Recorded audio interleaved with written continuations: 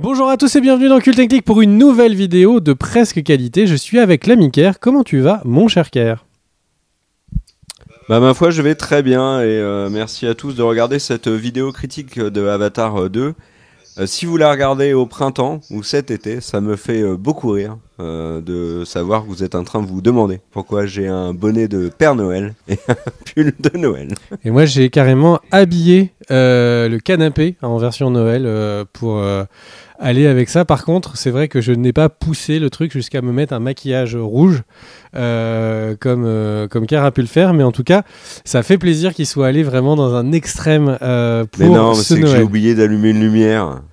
Moi j'en profite, il y a un truc qu'on faisait en live et qu'on fait pas en vidéo et en fait ça me manque et du coup je voulais dire bonjour aux gens qui posent des commentaires. Alors dans le chat c'était facile parce qu'il y avait les gens du chat, mais du coup je veux dire bonjour à Yona M, Nicolas Garnier, Mimi Chaud, All Captain, Cédric Vigneron, F, Hervé Le Guenec, Jack Doc et Guess Who, Truc Bidule, Jade Shérif qui sont les gens qui ont posé des commentaires à la seconde où nous venons de parler. Des bisous à tous et on va se lancer sur Avatar, la voix de l'eau. Et donc pas Avatar 2, Avatar, la voix de l'eau. Et du coup, Ker vous donne son avis, j'enchaîne par le mien et puis après on en débat un petit peu. Ker, qu'est-ce que tu as pensé de cet Avatar? Est-ce l'échec que tu attendais? Mon avis sur... Alors déjà, tu es dur, hein, je n'attendais pas d'échec d'Avatar 2. Alors avant de donner mon avis, il faut que je recontextualise mon ressenti vis-à-vis d'Avatar quand même premier du nom. J'avais été marqué par la qualité, on va dire, technologique du film, la 3D qui m'avait énormément impressionné. Comme beaucoup, j'avais remarqué d'énormes failles scénaristiques dans le film et je trouvais ça dommage que... Cameron qui remettait sa ceinture de champion du box-office en jeu après Titanic nous propose un scénario finalement très classique, même si en le revoyant, enfin en revoyant le début il y a quelques jours, j'ai été marqué quand même par quelque chose dans Avatar premier du nom qui m'a vraiment surpris par rapport à ce que fait les blockbusters actuels. C'est la vitesse à laquelle il rentre dans le film et il nous propose vraiment d'être dans le vif du sujet. Mais il y a surtout un truc sur Avatar premier du nom qui m'avait beaucoup, on va dire, refroidi, c'était que j'étais resté très hermétique à l'univers de Pandora et des Na'vi. Alors vous allez me dire, ça aide pas du tout à apprécier le film. Mais les Na'vi, j'avais rien ressenti pour les Na'vi et j'avais pas été particulièrement émerveillé par Pandora. Et puis on a un développement d'une suite, l'annonce de 5 films, 12-13 ans après, le nouveau revient après avoir été repoussé. Et je m'étais dit que peut-être James Cameron, qui est un grand monsieur que je respecte beaucoup, s'était peut-être englué dans une franchise où il n'arrivait plus finalement à avancer et surtout qu'il n'arrivait peut-être pas à nous proposer ce côté révolutionnaire qui le caractérisait. Si on regarde son CV, il a quand même des films à son actif qui ont marqué l'histoire du cinéma. Terminator 2, Alien 2, Alien qui en ont fait, Alien 2 qui en ont fait le champion des suites.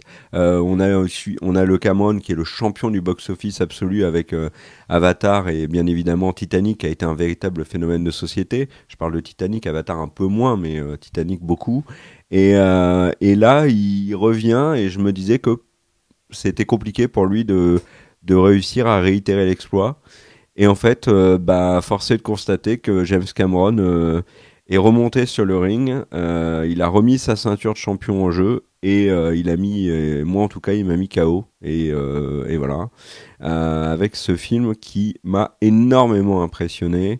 D'un point de vue déjà visuel, t'en parleras mieux que moi, donc je vais faire rapidement, mais je trouve que visuellement le film est sidérant. Et je pèse mes mots. Il a une grande force, c'est que la première partie, alors moi je vais pas spoil, la première partie juste dans la forêt, on le voit dans la bande-annonce, est beaucoup plus réussie, je trouve, qu'Avatar premier du nom. Mais alors quand Cameron arrive dans son élément, parce que James Cameron, dans une autre vie, a été probablement Ariel, la petite sirène, et il adore l'océan, euh, ce qu'il fait dans l'eau est incroyable. Enfin, moi, je suis resté ébahi devant de très nombreuses scènes qui peuvent être contemplatives on est juste là en train de nager avec des espèces de tortues pandoriennes et des petits poissons, et on est là, ah là, mon Dieu, mais qu'est-ce que c'est beau. Euh, les navis, leur manière d'évoluer et tout, ça fonctionne très très bien. Donc visuellement, le film en met plein la tronche, c'est très beau, très spectaculaire. Enfin, vraiment, il y a techniquement parlant, tu le confirmeras et avec des mots plus justes que moi parce que c'est plus ton domaine, mais c'est pour moi un sans faute.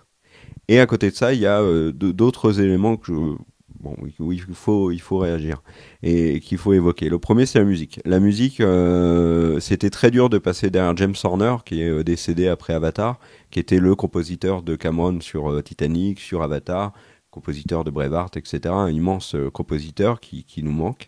Force est de constater que le compositeur qui est passé derrière, que je ne connaissais pas, a fait un bon boulot, a vraiment fait un bon boulot en s'appuyant beaucoup sur les thèmes développés par James Horner. La musique est réussie dans le film, donc ça, il n'y a rien à dire. Le gros, pas point noir, mais la faiblesse du film, c'est son scénario, qui est pointé du doigt par beaucoup de gens. Euh, à juste titre, même si moi je vais un peu nuancer tout ça.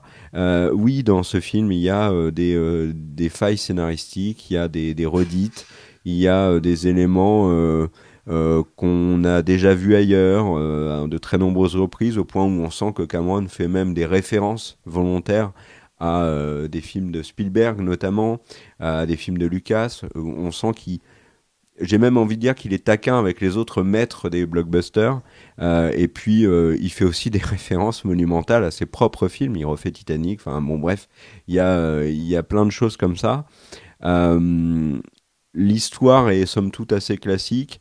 Mais en fait, elle aborde des thématiques universelles et elle le fait, je trouve, en jouant énormément avec nos émotions. Ce qui fait qu'on a un film de 3h15 qui est visuellement bluffant et qui, dans l'histoire, a réussi, je trouve, à m'emporter totalement parce que, comme je disais, au niveau des émotions, on passe de...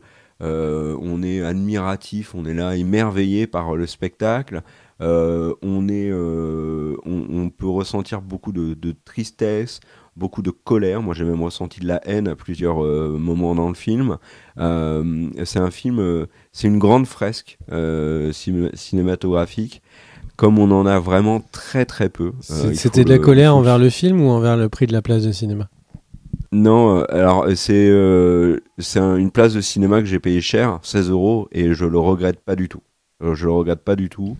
D'ailleurs, je le Sachant que dans le conseille Village de chaudement. Cœur, normalement, c'est 8 à 9 euros grand maximum pour l'abonnement annuel. Non. Mais là, tu vois, par exemple, je pouvais le voir le mercredi à 4 euros et j'ai préféré aller le voir à 16 euros le jeudi, tu vois. Donc, aller le voir dans vraiment des conditions vraiment opti parce que c'est très réussi visuellement. Mais il y a un autre truc surtout qui, moi, m'a marqué dans ce film et qui est la vraie, à mes yeux, une des vraies prouesses de James Cameron sur le film, c'est qu'il a rendu ses navis, euh, il leur a donné une vraie consistance, une vraie existence, une vraie personnalité.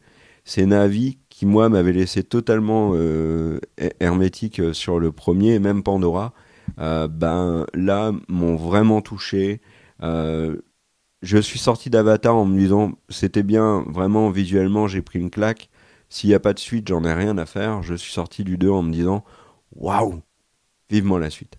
Parce que je me suis attaché au personnage, j'ai hâte de savoir ce qui va leur arriver, j'ai hâte de retrouver Pandora. J'ai passé un formidable moment devant ce film, et je le dis vraiment, la question est posée, avons-nous déjà vu un blockbuster aussi ambitieux, aussi spectaculaire, aussi gigantesque dans tout ce qu'il propose, même s'il a des failles scénaristiques. Alors je parle pas je suis pas en train de dire que c'est le plus grand film de l'histoire, mais je parle vraiment en termes de blockbuster, en film qui est là pour vous en envoyer plein la tronche, une très très grosse sortie là où on sent que l'industrie s'est mise en marche pour essayer d'engendrer le plus de sous, mais aussi nous proposer le spectacle le plus décoiffant possible. D'ailleurs, j'ai mis un bonnet pour cacher ma coiffure particulièrement partie en cacahuète. D'ailleurs, vous voyez, j'ai même perdu toute ma barbe devant le film, tellement j'ai été bluffé. Il y a eu un effet capillaire très, très important. Moi, ce Avatar 2, j'en attendais absolument rien. Je suis pas fan de l'univers. J'en suis sorti T'as même pris un coup de soleil pendant le film, quoi. Et très très déçu. T'as dit quoi ? T'as même pris un coup de soleil pendant le film. Oui, c'est ça. Mais vraiment très impressionné par ce qu'a réussi à faire James Cameron, qui confirme une nouvelle fois que c'est le maître des suites, puisque pour moi Avatar 2 surclasse Avatar premier du nom à tous les niveaux. Et voilà, il a pondu le film révolutionnaire techniquement, un très très grand spectacle comme on n'en avait pas eu depuis très longtemps au ciné. Donc malgré ses défauts, quelle merveille. Et toi mon cher Greg ? Alors moi mon cher Kerr, eh bien, je suis beaucoup plus nuancé que toi. Et je vais vous dire pourquoi. Pour commencer, et pour quand même un peu remettre les choses dans le contexte, je trouve que c'est quand même incroyable que James Cameron a réussi à faire une œuvre d'auteur avec ce budget-là. C'est-à-dire que vraiment, il n'y a que lui qui peut le faire, peut-être Nolan aussi, mais le truc, c'est qu'on a Cameron qui réussit vraiment qui est un passionné de la mer, a réussi à intégrer un espèce de documentaire animalier aquatique de 30-40 minutes au milieu du film. Il s'est fait plaisir. Je pense qu'il rêvait depuis des années de pouvoir montrer la mer d'une certaine manière. Et là, il a pu. Vraiment, c'est incroyable. Ça se sent complètement eu les coups des franches pour faire ce qu'il voulait comme film. Et du coup, ça en fait vraiment une œuvre d'auteur. On pourrait même se dire que c'est quelque part une œuvre indépendante, dans le sens où on sent qu'il est... Non, je ne parle pas d'œuvre indépendante financièrement, mais indépendante de contexte extérieur. Et vraiment, en ça, c'est incroyable. Par contre, ça a les avantages et les défauts de ça, parce que derrière, c'est pas parce qu'une œuvre est indépendante ou que c'est une œuvre d'auteur que forcément l'auteur est un pur génie. Cameron est un pur génie sur plein de points, le scénario malheureusement pas, on va en parler dans quelques instants, mais effectivement, on peut très clairement se laisser envoûter. Moi, c'est 30-40 minutes de plus, de trop, de documentaire animalier, ça m'a pas dérangé. Je me suis laissé vraiment complètement envoûter par les images et je comprends que quelqu'un ne se soit pas ennuyé complètement devant le film, comme je peux comprendre que quelqu'un dise je me suis fait chier pendant 2 heures sur 3h13. Mais je me permets d'intervenir puisque en fait tu parles de la durée, certains peuvent s'ennuyer. J'ai oublié 2 éléments, il y en a un, j'en parlerai après. Mais là sur la durée, je suis d'accord avec toi, le film est un peu long. Je pense qu'il aurait gagné à être une demi-heure plus court. La même durée que le premier, ça aurait été, je pense, 2h45, c'était très bien. Ok. T'es hyper précis, hein. C'est 2h45, pas 46, pas 44. Non, donc, 45. Il y aura sans doute la Care Cut Edition qui arrivera d'ici quelques temps. Pour revenir du coup sur mon avis, la partie vraiment donc sur le fait que, comme je le disais, on peut se laisser envoûter et que je comprends que ça peut être moins marrant pour certains que pour d'autres. Techniquement, le film est incroyable. J'ai eu la chance de pouvoir voir le film en 3D et en HFR. La 3D est impeccable, jamais de migraine, jamais de tension au niveau des yeux parce que la 3D était trop extrême ou pas assez, etc. J'ai même trouvé peut-être qu'elle n'était pas assez forte, même si du coup j'ai enlevé mes lunettes par moment et elle était pourtant marquée à l'écran. Donc ça veut dire que vraiment ils ont dû sans doute peaufiner l'art de la 3D pour se faire un avis et du coup ne pas trop prolonger l'effet 3D pour que tout le monde pour que ce soit agréable pour tout le monde. Et le HFR, donc le High Video Frame Rate, c'est quoi? C'est le fait habituellement on a les films en 24 images par seconde. Là, c'est un film qui a été tourné et filmé et rendu en 48 images par seconde, donc 2 fois plus d'images. C'est un effet qui est souvent désagréable. Les spectateurs, dans la globalité, souvent n'aiment pas l'effet d'avoir des vidéos trop rapides. C'est des vidéos que souvent les gamers ont plus l'habitude de voir parce que leurs jeux sont, les jeux sont en 50-60 images par seconde, voire maintenant en 120 et en plus. Et là où les spectateurs habituels identifient une image trop fluide comme ça à plutôt des telenovelas et des productions un peu sud-américaines qui parfois sont dans ce format-là. Pour d'autres raisons, dire. Et du coup, moi, je déteste la HFR. J'ai pu voir le Hobbit premier du nom, donc en HFR. J'ai trouvé que ça marchait pas du tout, que c'était terrible parce qu'en fait, ça crée plus de réalisme et donc plus de réalisme dans un monde de fantasy. C'est extrêmement étrange parce que du coup, on a vraiment la sensation de voir des personnes en costume grimé, enfin le cerveau n'accepte pas du coup le fait de rentrer donc dans la fantasy. Le cinéma et de filmer, la question c'est souvent qu'est-ce qu'on retire pour rendre réaliste. Aussi bizarre que ça puisse paraître, on va retirer des images, on va pas être en 50, on va être plutôt en 24 images par seconde parce que justement le mouvement ne va pas être naturel et du coup le cerveau va accepter de rentrer dans quelque chose de différent. Les couleurs ne sont pas exactement les couleurs qu'on voit dans la vie de tous les jours. Le flou, on n'a pas autant de flou dans la vie de tous les jours, donc on fait attention qu'à des bouts d'images. Et au final, le James Cameron, il est en train de rajouter des trucs. Il rajoute la vision stéréoscopique, donc 3D. Il rajoute la vision avec avec une haute cadence d'image. Et du coup, j'y suis allé en me disant, enfin, on en parlait avec R quand on a acheté nos places, et je lui dis non, j'ai vraiment pas envie d'y aller, etc. Puis ce qui m'a fait changer d'avis à la dernière seconde, c'est de me dire bah non, il faut que j'aille le voir, surtout si je fais une vidéo avis sur YouTube, il faut que je puisse le voir dans les conditions où le réalisateur voulait que les spectateurs le voient. Donc je suis allé le voir en HFR.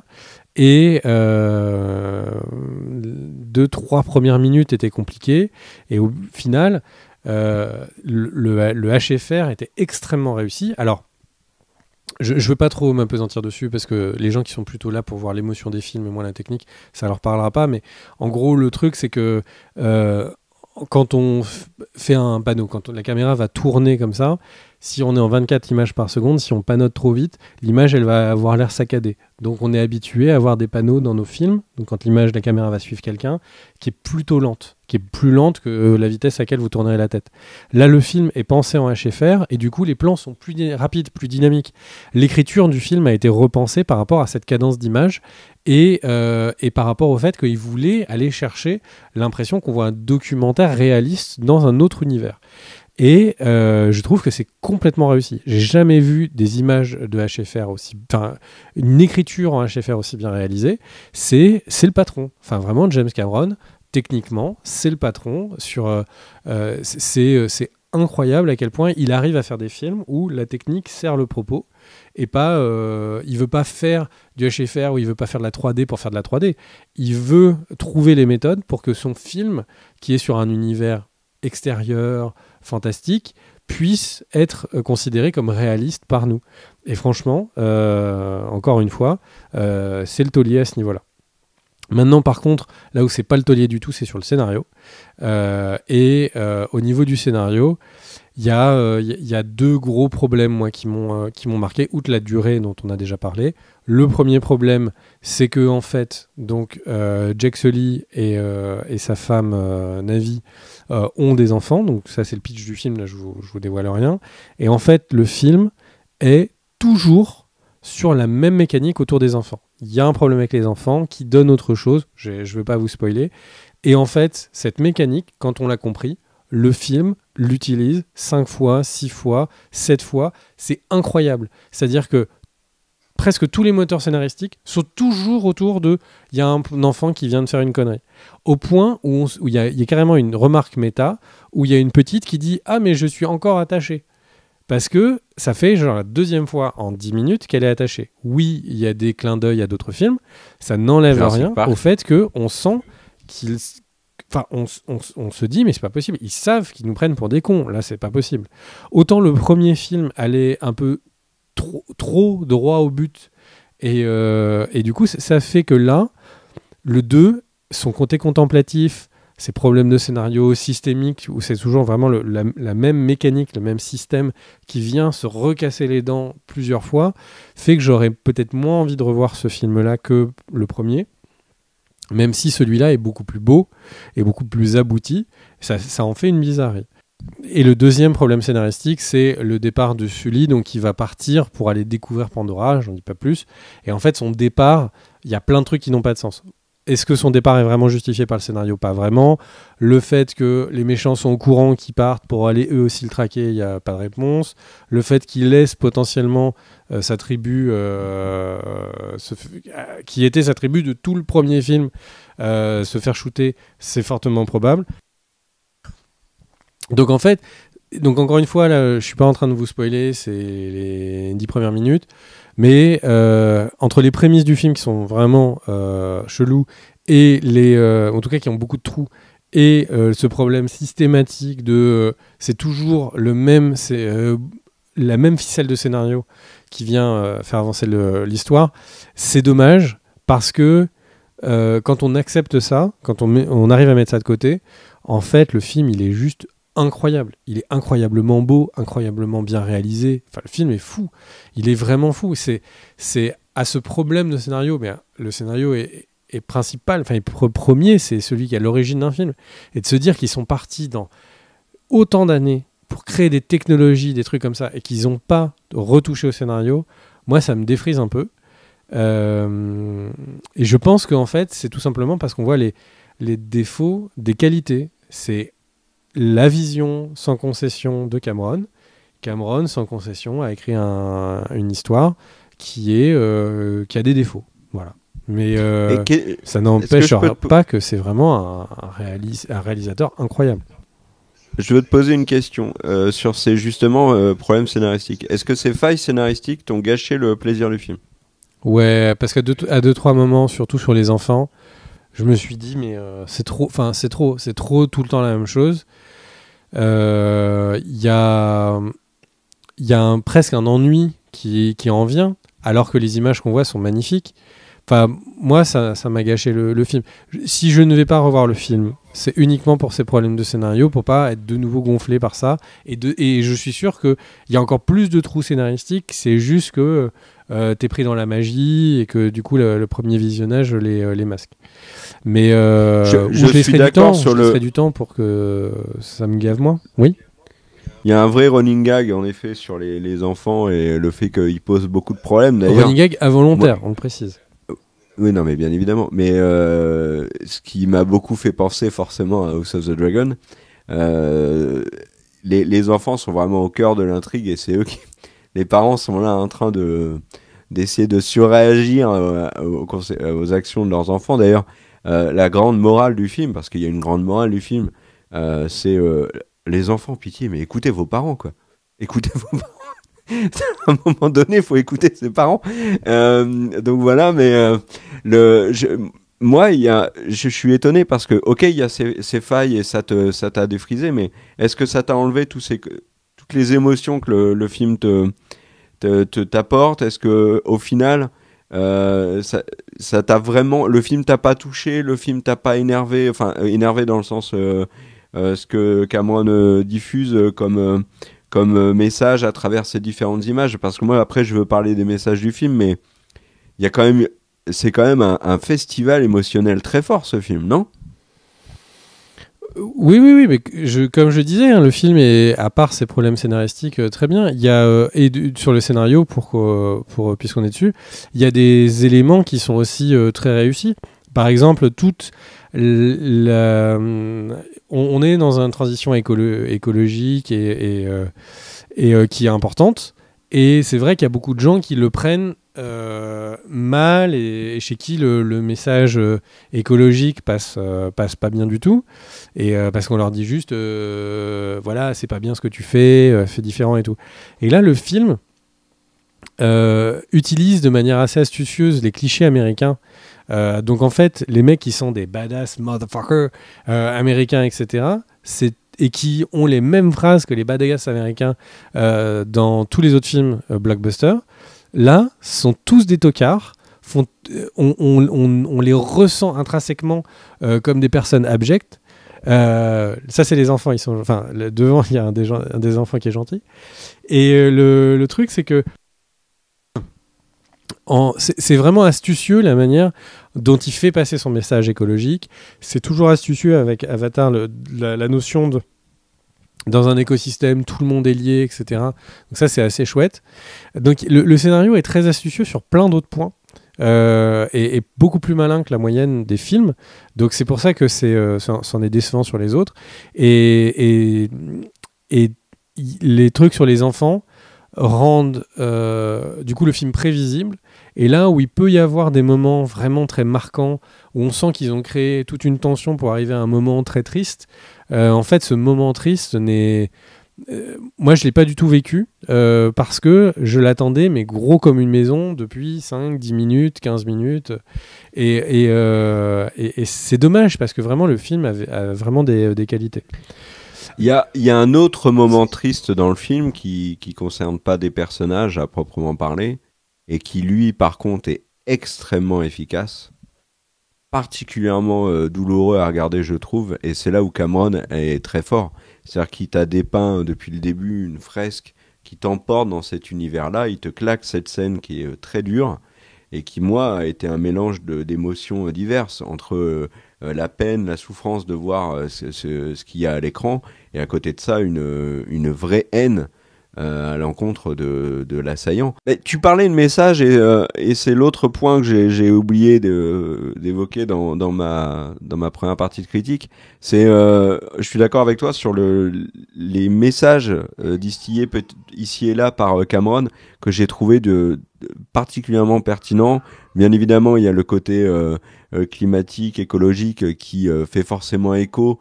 Alors toi, tu disais un début de transition. Moi, j'ai envie de dire à des œillères incroyables qu'on se met sur le visage pour faire semblant de ne pas voir que la Terre va au plus mal. Mais le film, à plusieurs moments, et envoie des pics et des messages qui sont d'une efficacité et d'une efficacité telle que ça en est douloureux. On chasse un animal pour lui prendre un micro-organe. Ce que l'on fait réellement. On détruit un écosystème total pour juste y foutre un train, une route, une usine, etc. Ce que l'on fait réellement. On est dans le film, ils quittent la Terre parce que elle est plus habitable et du coup ils arrivent sur une autre et ils n'ont absolument rien compris des erreurs du passé et du coup ils resalopent tout. Histoire de refaire le même cycle infernal. Et en dehors du discours écologique, et je me place pas au-dessus du commun des mortels, puisque je suis un pollueur comme tant d'autres, comme tout le monde d'ailleurs, bien malgré moi, mais c'est un fait. Il y a un autre discours et message que balance Cameron que j'ai trouvé très pertinent et qui est encore plus discret, mais tout aussi efficace. Cameron montre à quel point la nature humaine, dans les faits, et l'humanité dans son ensemble, elle est cruelle, quoi. Elle est cruelle et destructrice.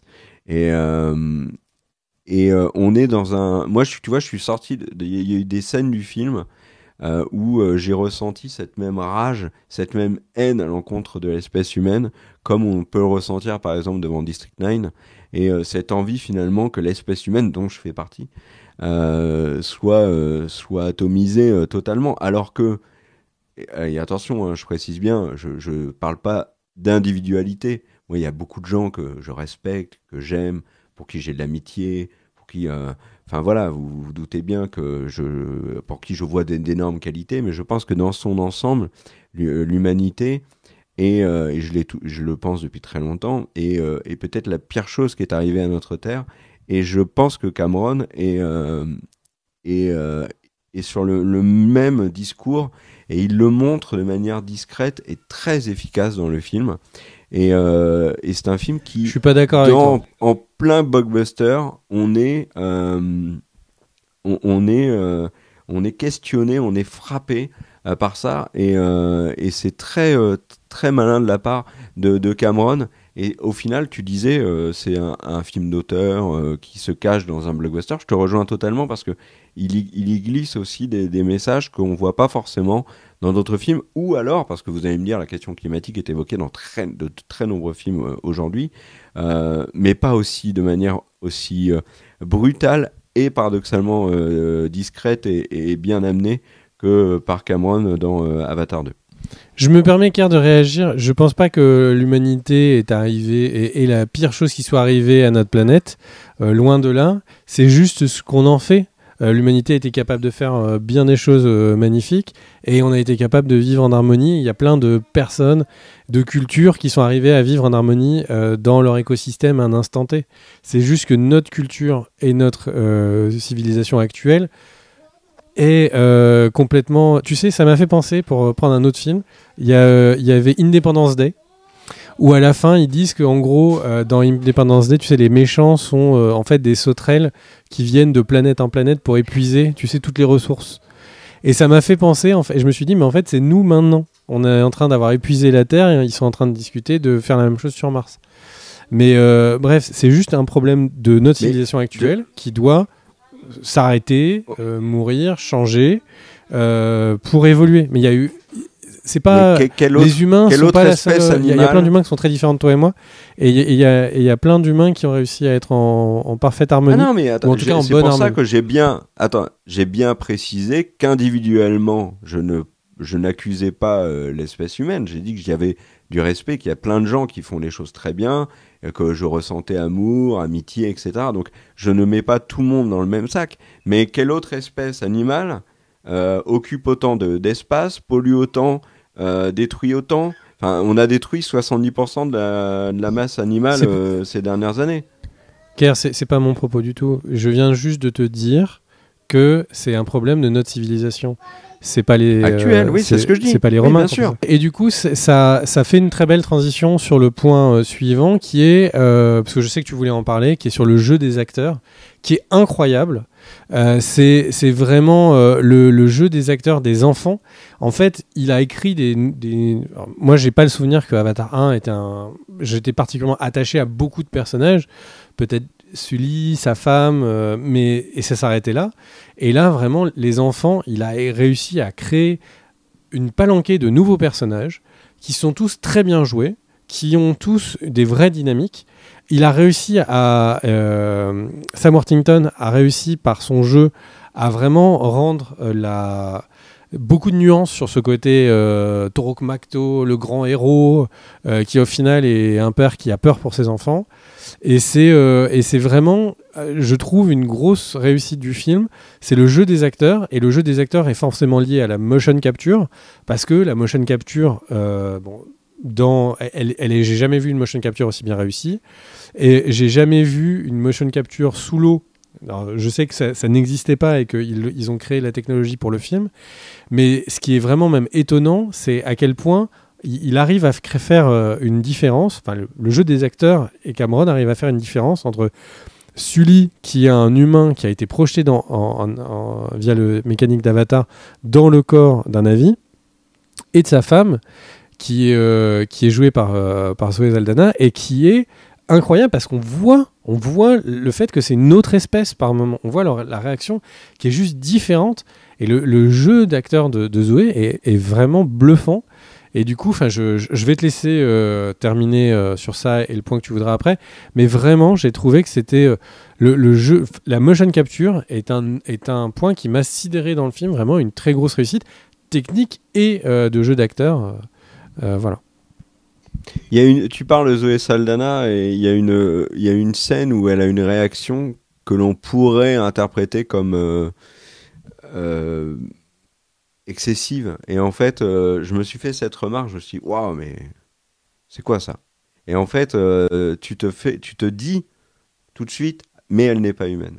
Et il faut aussi voir Zoé Saldana, qui est d'ailleurs qui est un personnage à part, parce que c'est une vraie Na'vi, elle, contrairement au croisement humain-Na'vi des autres personnages. Et c'est vrai que sur sa réaction ou sur des aspects culturels liés au Na'vi et à Pandora, c'est extrêmement intéressant, extrêmement bien travaillé. Et du coup, merci à tous pour nous avoir suivis sur cette vidéo. Encore un gros cœur sur les tipeurs. Pour une fois, je ne me suis pas trompé en disant Patreon. Merci, un gros cœur à tous les tipeurs. Merci à Ker pour vraiment cette abnégation dans le costume. Et merci de nous avoir suivis, même si j'avoue qu'on était peut-être un petit peu malade pendant cette vidéo. Mais on avait très envie de vous parler d'Avatar, La Voix de l'eau, parce que c'est un film qui nous a marqué. Tu as le mot de la fin, mon cher Ker. Eh ben moi, je vous conseille chaudement d'aller le voir au cinéma dans de bonnes conditions. Vraiment, choisissez un bon écran, un bon son, une belle image. Et allez passer cet étonnant moment. Voilà. Ciao!